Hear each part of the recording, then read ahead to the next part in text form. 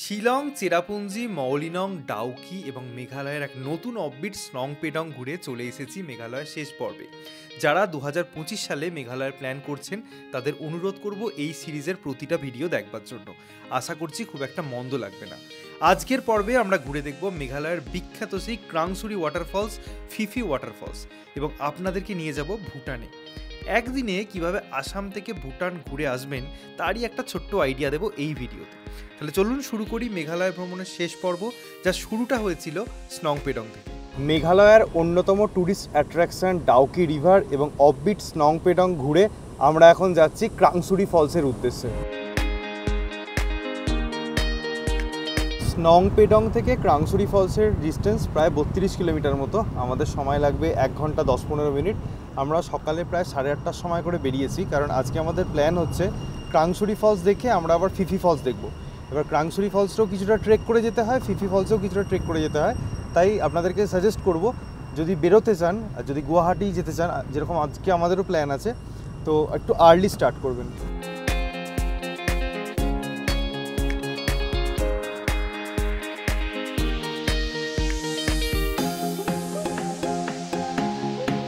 আমরা অলমোস্ট পৌঁছে গেছি ক্রাংসুরি ফলসের কাছে। Welcome to Krangsuri.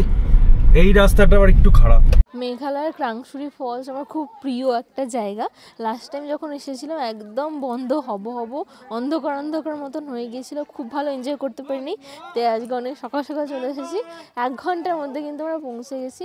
আমরা যেহেতু রেনবো ফলস ট্রেক করেছি তার জন্য এখনও আমাদের পা ব্যথা, আমরা জাস্ট সিঁড়ি দিয়ে নামতে পারছি না, প্রচণ্ড ব্যথা লাগছে।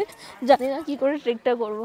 প্রায় 3 বছর আগে আমরা ক্রাংসুরি ফলসে এসেছিলাম, তখন কিন্তু এত কিছু ছিল না। এখানে দেখলাম রিসর্টস, হোটেল তৈরি হচ্ছে, এখানে খাবার দোকান আছে, এটাও ছিল না। মানে একটা এখানে রেস্টুরেন্ট ছিল দেখেছিলাম, একটা বা ছোট দুটো, ওই তারপর একটা দুটো টিনের ঘর ফর ছিল, ওয়াশরুম ছিল, এই সমস্ত ছিল বলে আমার মনে হয় না। এখানে দেখুন না, juice, fruits, chips, cold drinks সমস্ত জায়গায় এখন বিক্রি হচ্ছে।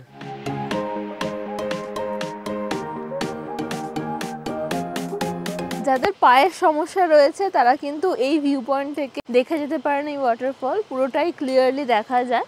কিন্তু যাদের কাছ থেকে দেখার ইচ্ছে তাদের অবশ্যই ঘুরে ঘুরে যেতে হবে। ওদিকে টিকিট কাউন্টারও রয়েছে। আর যাদের সুইমিং করার ইচ্ছা আছে তো তারা ফাটিয়ে এনজয় করতে পারেন। ওখানে অনেককে দেখছি এবং এত গরম লাগছে, আমার খুব ইচ্ছা হচ্ছে করতে। এখানে জিপ লাইনিংও হয় 300 টাকা করে। এখান থেকে গিয়ে ওইখানে একটা পয়েন্ট আছে ওই পর্যন্ত, তো এখানেও কিছু অ্যাডভেঞ্চার অ্যাক্টিভিটিস হয়। ওখানে কায়াক দেখতে পাচ্ছি, সুইমিং, লাইফ জ্যাকেট পরে করতে হবে, তো এগুলো করতে পারেন। তো চলুন গিয়ে সামনে থেকে আমরা দেখি।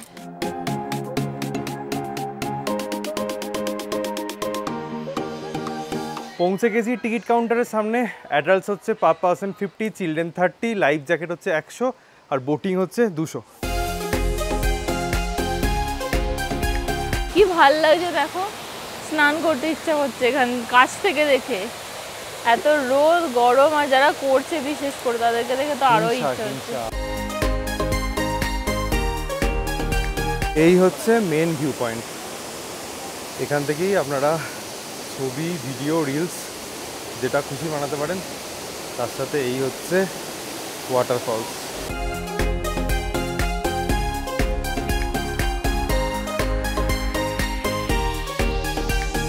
পায়েলের পুরো মন খারাপ হয়ে গেছে এদেরকে দেখে, কারণ এরা যেভাবে এনজয় করছে, যেভাবে স্নান করছে, মানে সিরিয়াসলি বলছি এখানে থেকে মনে হচ্ছে ঝাঁপ মেরে দিই। আমাদের আজকে যেতে হবে তার জন্য, বাট এই জলটা দেখে সিরিয়াসলি মানে খুব ইচ্ছা হচ্ছে, মনে হচ্ছে আবার খুব তাড়াতাড়ি আমরা আসবো। তখন ক্যামেরা নিয়ে আসবো না, তখন শুধুমাত্র আমরা আসবো, আমরা, ফলস আর ফুল এনজয়মেন্ট।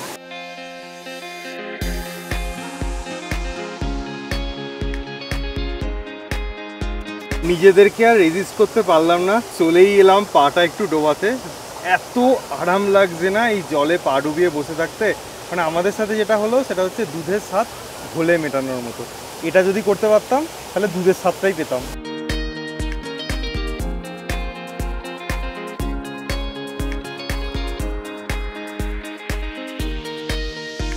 এই ওয়াটারফলসের হাইট হচ্ছে প্রায় 40 ফিট।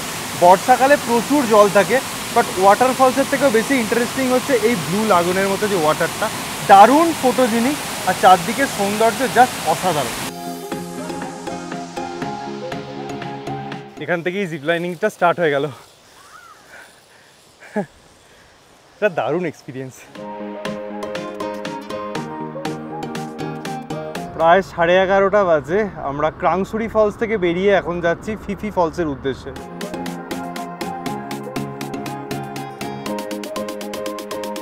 ফিফি ফলস যাওয়ার জন্য কিন্তু আমরা মেন রাস্তা ছেড়ে একটা গ্রামের রাস্তা ধরলাম।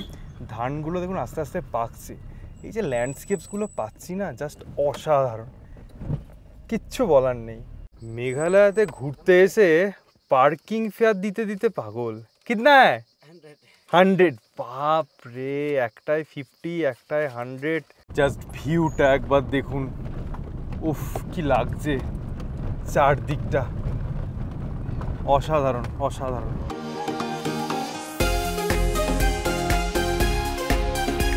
চলে এলাম আমরা পার্কিংয়ের কাছে।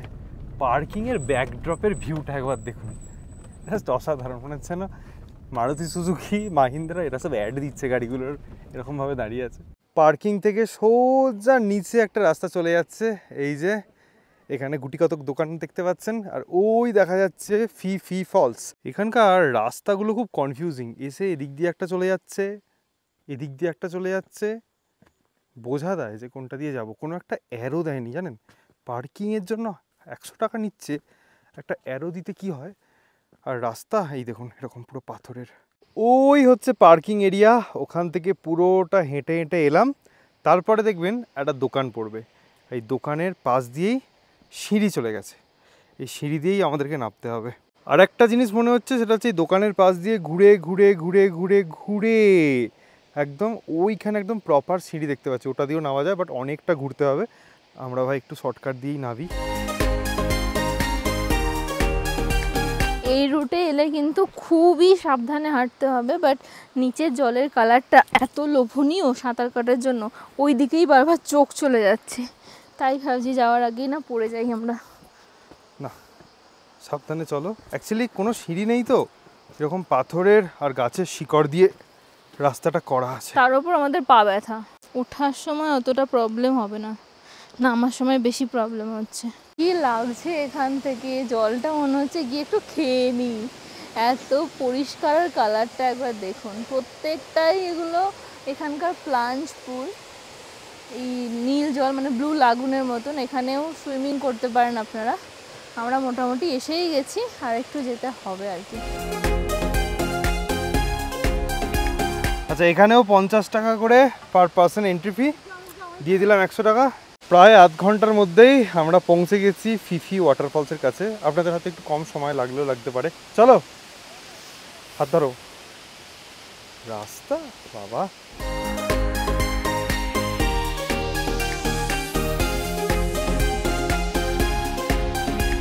এই হচ্ছে ফিফি ফলস। জলটা এখন মারাত্মক ঠান্ডা, মানে রোদটা যেহেতু পড়ছে না, ক্রাংসুরিতে যেরকম আরাম পাচ্ছিলাম জলের মধ্যে, সেই আরামটা এখানে কোথাও না কোথাও মিস করছি।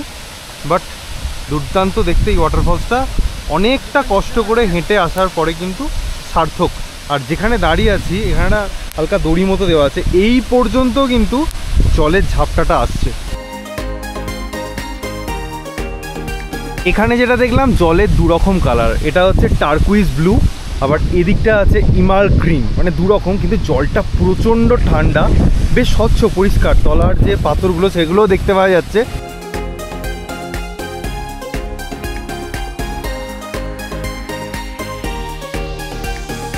যে রুটটা দিয়ে আমরা নামলাম সেটা হচ্ছে এটা, আর একটা রুট হচ্ছে এই যে সিঁড়ির রুট। এবার যেটা দেখে মনে হচ্ছে ওদিক দিয়ে যদি আপনারা আসেন, জলে নামার কিন্তু খুব একটা স্কোপ নেই, কারণ ওদিকে আর কোথাও জায়গা নেই।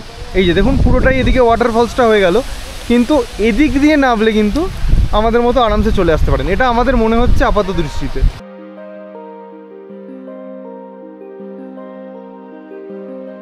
অনেকক্ষণ এখানে এনজয় করলাম, তবে যাওয়ার আগে একটা কথা বলে দিই, আমরা যে রুটটা ফলো করেছি সেটা ফলো করবেন, কারণ ওই রুটটা দিয়ে এলে কিন্তু আপনাদেরকে নদী ক্রস করেই ওপরে উঠতে হবে, আর যে প্রপার সিঁড়ি আছে সেরকমও কিন্তু না, তার থেকে একটু শর্টকাট, একটু কষ্ট হবে ঠিকই, অ্যাটলিস্ট এনজয়মেন্টটা ভালো করতে পারবেন।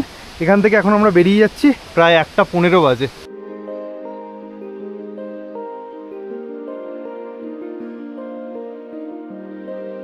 আমাদের লাকটা কি খারাপ দেখুন, যখন আসছিলাম তখন ওয়েদার কীরকম ক্লাউডি ছিল, এখন যখন চলে যাচ্ছি চারদিকে নীল আকাশ, ছিটে ছিটে সাদা মেঘ, মানে দুর্দান্ত হয়ে গেল। সেম হয়েছে আমাদের ডাউকিতে, মানে ওই দিনটা যা খারাপ গেছে জাস্ট কিছু বলার নেই। ড্রোন ওড়াচ্ছি, দুটো মৌমাছি কামড়ে দিয়েছে, একাকার কাণ্ড। আজকেও চলে যাচ্ছি, ওয়েদার ভালো হয়ে গেল। প্রায় 24 মিনিট লাগলো, আমরা ওপরে চলে এলাম। ওপরে ওঠার সময় খুব বেশি দাঁড়ায়নি, আর আমাদের মনে হয়েছে নামাটা একটু টাফ, ওঠাটা কিন্তু তুলনামূলক ইজি। তো আপনারা যে কোনো জুতো পরেই করতে পারেন, বাট প্রেফারেবল একটু ট্রেকিং শ্যু পরলে ভালো হয়, যেহেতু পাথরের রাস্তা। পার্কিং থেকে দাঁড়িয়ে এদিকে ল্যান্ডস্কেপ বিউটিটা জাস্ট অসাধারণ। নিচে একটা নদী দেখতে পাওয়া যাচ্ছে।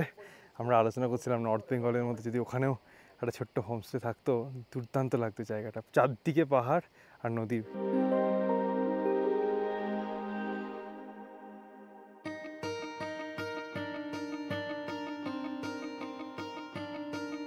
ফিফি ফলস থেকে গুয়াহাটির ডিস্টেন্স প্রায় 172 কিলোমিটার। আমাদের সময় লাগবে 4.5 ঘন্টা, জ্যাম থাকলে আরেকটু বেশি লাগবে। তো কিছু মানুষজন কিন্তু গুয়াহাটিতে স্টে করেন, যাদের ট্রেন থাকে, যাদের ফ্লাইট থাকে, তো তাদের জন্য গুয়াহাটিতে আপনারা কোথায় স্টে করতে পারেন সেরকম একটা জায়গার সন্ধান দেবো। এবং কালকে গুয়াহাটি থেকে আমরা একটা রোড ট্রিপ করছি, একটা নতুন জায়গায় যাব, সেটাও কিন্তু এই ব্লগে আপনাদের সাথে শেয়ার করব।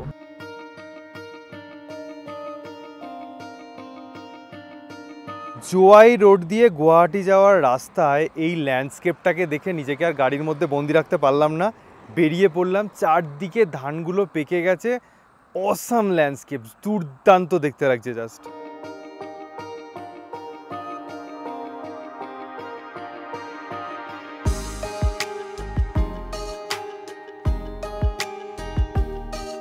রাস্তায় যাওয়ার পথে লাঞ্চ করতে দাঁড়ালাম। এটা একটা লেক সাইড রেস্টুরেন্টের নাম হচ্ছে হোটেল হাই উইন্ডস, এখানে রুমও আছে, বাট আমরা এখানে খাওয়ার জন্য ঢুকেছি। আমরা নিয়েছি এক প্লেট ক্রিসপি কর্ন, তার সাথে মাশরুম ভেজ নুডলস।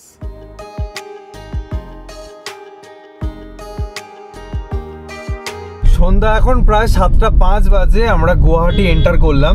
যারা আমাদের মতো সারাদিন ঘোরার প্ল্যান করছেন তারা একটু রাতের দিকে ট্রেন করবেন, যাতে আপনারা ঘোরাটাও ভালো হয়, তাড়াহুড়ো করতেও না হয়। গুয়াহাটিতে এসে আমরা এখন ডিনার করতে এসেছি মিসিং কিচেনে। নিপনদা আমাদেরকে জয়েন করেছে। তো নিপনদাই বললো যে এখানে একবার খেয়ে দেখুন, খুব ভালো লাগবে।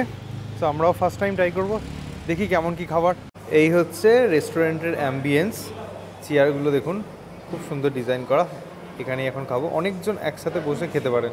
আচ্ছা, এটা হচ্ছে এখানকার ভেজ থালি, অনেকগুলো আইটেম দেওয়া হয়েছে। তার সাথে আমরা একটা লোকাল ফিশের আইটেম নিয়েছি। এই যে इसको क्या फिश बोलते हैं दादा? इसको भांगन बोलते हैं। क्या? भांगन माछ बोलता है। अच्छा, भांगन। इसमें भांगन माछ बोलता है। আচ্ছা, দাদা অনেক দিন ধরেই শুনেছে এই রেস্টুরেন্টটার কথা, আমাদেরকে অনেকবার বলেওছে। আজকে ফাইনালি এলাম এবং খেলাম। আমি বলছি আপনারা যারা ভেজ ননভেজ যাই হোক, আমরা ভেজটা খেলাম, এখানে এসে ট্রাই করুন, খুব ভালো লাগবে। দাদার রেকমেন্ডেশনটা দারুণ, আমাদের প্রতিটা আইটেম খুব ভালো লেগেছে। आप भी फर्स्ट टाइम खाए ना? हाँ, ये बहुत अच्छा है सुना था, आज रियलिटी में खा भी लिया। अच्छा भी लगा, बहुत अच्छा है, খুব ভালো। এখানে এসে খেয়ে যাবেন। मिसिंग किचन आपको ऑनलाइन में भी मिलेगा, इसका कॉन्टेक्ट नंबर।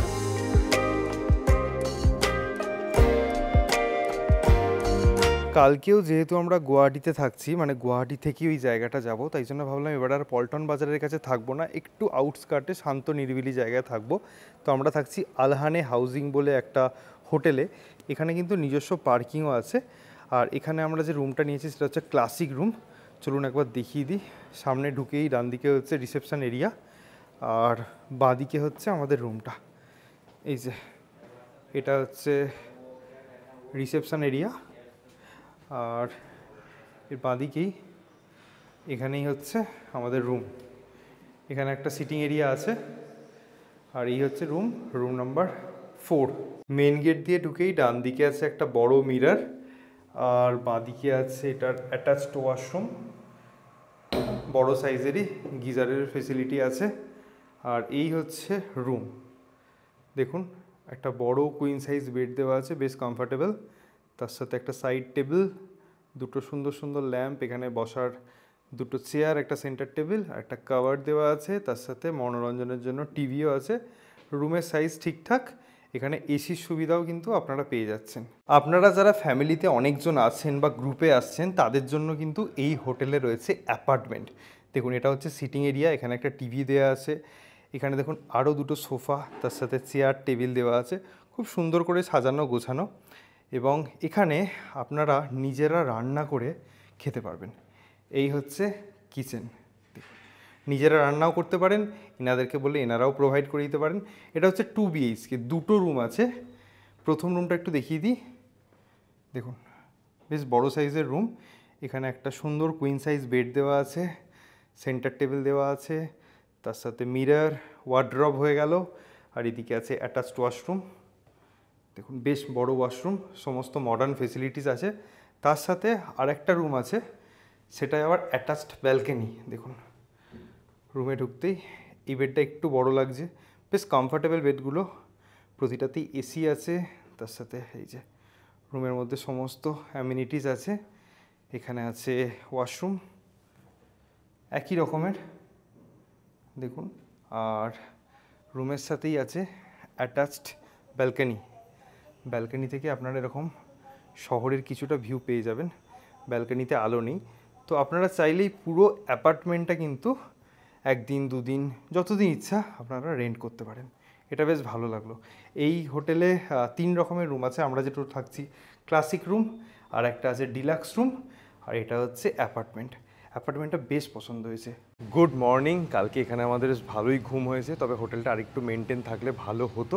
তো এখানে যে রুমগুলো বললাম আমাদেরকে, অ্যাপার্টমেন্টের প্রাইস হচ্ছে 4500 পার নাইট, ডিলাক্স রুম আছে 2000 পার নাইট, আর আমরা যে রুমটায় ছিলাম সেটা হচ্ছে 16000 পার নাইট। ডিসক্রিপশন বক্সে নাম্বার দেওয়া থাকবে, আপনারা একদিনের জন্য যদি হল্ট করতে চান এখানে করতে পারেন। আচ্ছা, এখন আমরা এসছি নিপনদার অফিসে। আমি একটা ছোট্ট ইনসিডেন্ট বলি। হ্যাঁ, আমরা যখন অরুণাচল প্রদেশের ট্রিপের পরে মেঘালয় ট্রিপ করছিলাম, আমাদের শিলংয়ে একবার বুকিং ছিল না। তখন রাত্রি প্রায় 10টা 15-20 বাজে দাদা আমাদেরকে নিয়ে গেল। আমরা হোটেল খুঁজে পাচ্ছি না। অন্য কেউ হলে হয়তো ওই সময় ড্রপ করে দিয়েছি, চলে গেল। বাট দাদা নিজের দাদার মতো আমাদের সাথে ছিল।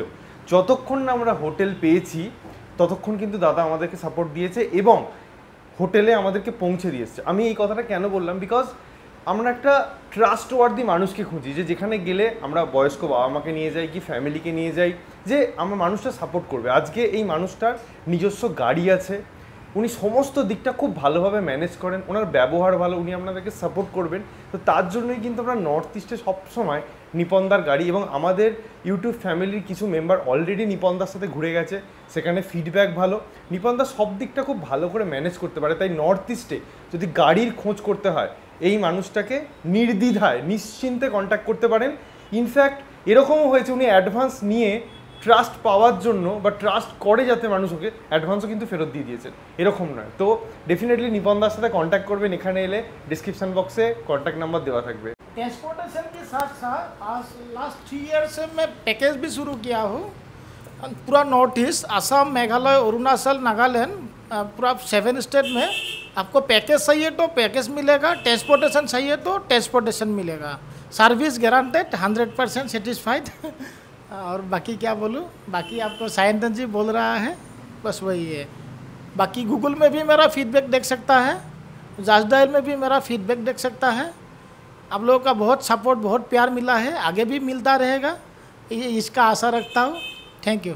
এই হচ্ছে দাদার অফিস, মহাবাহু ট্রাভেলসের অফিস। এটা হচ্ছে হ্যাংরাবাড়ি, গুয়াহাটি 6। আর এই হচ্ছে দাদার গাড়ি। এই গাড়ি করেই আজকে আমরা যাচ্ছি, ভুটান ঘুরতে নিয়ে যাচ্ছে দাদা আমাদেরকে, day trip. On the way আমরা এখন ব্রেকফাস্ট করতে ঢুকছি বাজোই হোটেলে। নিপনদা বললো এখানে নাকি ভালো খাবার দাবার পাওয়া যায়, তো আমরা এখানেই এসেছি। দেখলাম ব্রেকফাস্টে রুটি, পরোটা এগুলোই অ্যাভেলেবেল আছে, তো সেগুলোই নিচ্ছি। তার সাথে কিছু মিষ্টি এখানে অ্যাভেলেবেল আছে, সেটাও নিয়েছি। ব্রেকফাস্টে আছে রুটি, ঘুগনি, আলুর তরকারি, বাঁধাকপির তরকারি, এতগুলো সবজি দিয়ে রুটি। দারুণ খেলাম আমরা এখানে, বিশেষ করে মিষ্টিগুলো আমার খুব পছন্দ হয়েছে। রুটির সাথে অনেক কিছু সবজি দেওয়া ছিল, প্রত্যেকটাই খুব টেস্টি ছিল, খুব ভালো খেয়েছি।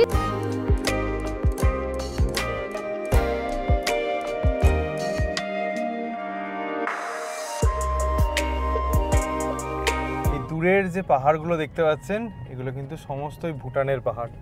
সামনে দেখুন, এগুলো সমস্তই কিন্তু ভুটান পাহাড়, আর আমরা ভুটানের দিকেই যাচ্ছি। বেসিক্যালি আমরা ভুটানেই যাচ্ছি।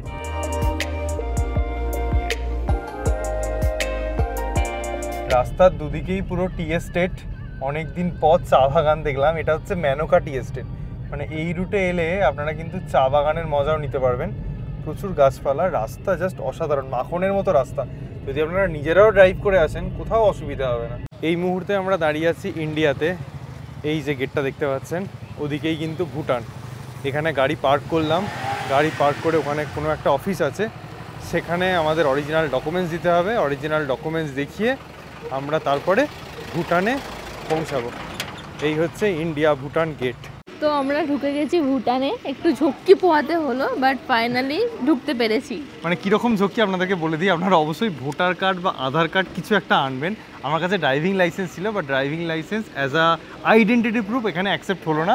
তো আমরা আবার কী করলাম, হোয়াটসঅ্যাপ থেকে ছবি প্রিন্ট আউট করে ওনাদেরকে দেখালাম। ওনারা বললেন যে নেক্সট টাইম যদি কখনো আসেন তাহলে অবশ্যই হার্ড কপি নিয়ে আসবেন।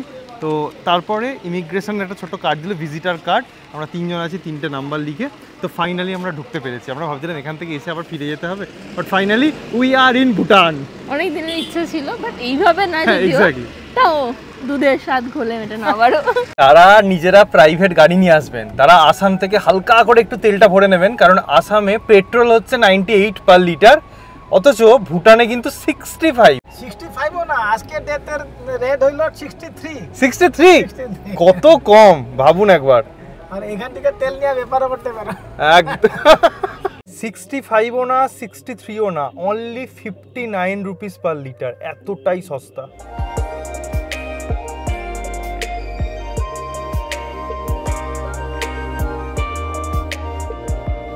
আমরা এখন দাঁড়িয়ে আছি ইস্ট ভুটানে, জায়গাটার নাম হচ্ছে সামদ্রুপ ঝংকার। বেসিক্যালি বর্ডার থেকে 5 কিলোমিটার পর্যন্ত আপনাদেরকে গাড়ি নিয়ে ঢুকতে দেবে, তারপর কিন্তু আর অ্যালাউ না। অপূর্ব সুন্দর চারদিকটা, রৌদ্রোজ্জ্বল একটা দিন। এখানে সামনে একটা চড়তেন টাইপের আছে, রাস্তাঘাট ভীষণ পরিষ্কার পরিচ্ছন্ন।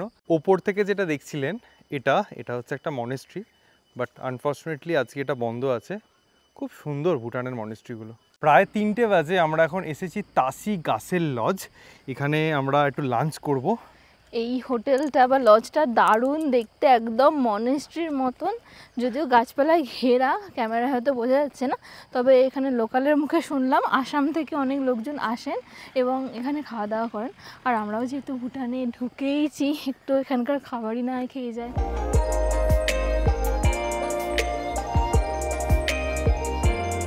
এই হচ্ছে কিছুটা রেস্তোরাঁর অ্যাম্বিয়েন্সটা, কিন্তু যেটা সব থেকে ভালো লাগলো সেটা হচ্ছে এখান থেকে ভিউটা জাস্ট অসাধারণ। দেখুন দূরে অনেকগুলো মনেস্ট্রি মতো দেখতে পাওয়া যাচ্ছে, তার সাথে অনেক দূরে হালকা পাহাড়, আর এই হচ্ছে এখান থেকে দাঁড়িয়ে ল্যান্ডস্কেপ।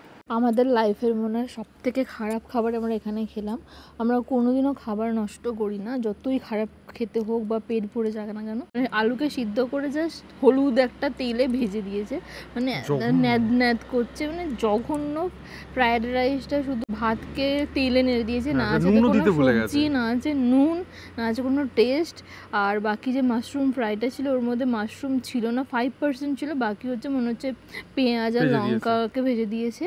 মানে জঘন্য খেতে। হাইলি রেকমেন্ড করব, খাবেন না, হাইলি। আমরা জাস্ট খেতে পারিনি, তবে হ্যাঁ দামটা কম। 430 টাকা টোটাল বিল হয়েছে, তখনই বুঝে নেওয়া উচিত। এখানকার অ্যাম্বিয়েন্সটা বেশ ভালো লাগলো, এটা হোটেলটা দেখতে ভালো লাগলো এবং লোকালরা রেকমেন্ড করলো। বলতে অনেক গাড়ি আছে, অনেকে আছে খাচ্ছে, এখানে কখনো খাবেন না, খিদে মরে গেলেও খাবেন না। মুডটা জাস্ট খারাপ হয়ে গেল। তার উপর আরেকটা খারাপ খবর হচ্ছে যে আমাদের আজকে গুয়াহাটি থেকে যাওয়ার ট্রেন আছে, সেখানে আবার একটা টিকিট কনফার্ম হয়েছে, একটা টিকিট ওয়েটিং লিস্ট। कोई भी गेस्ट को यहाँ पे लेके मत आइएगा, इतना सर्विस खराब है इन लोगों का। होटल का ना सर्विस खराब है, खाना का टेस्ट भी खराब है, किसी को रिकमेंड मत कीजिएगा, ठीक है, किसी को नहीं। 1 घंटा पूरा लगा दिया देने में, खाना देने में।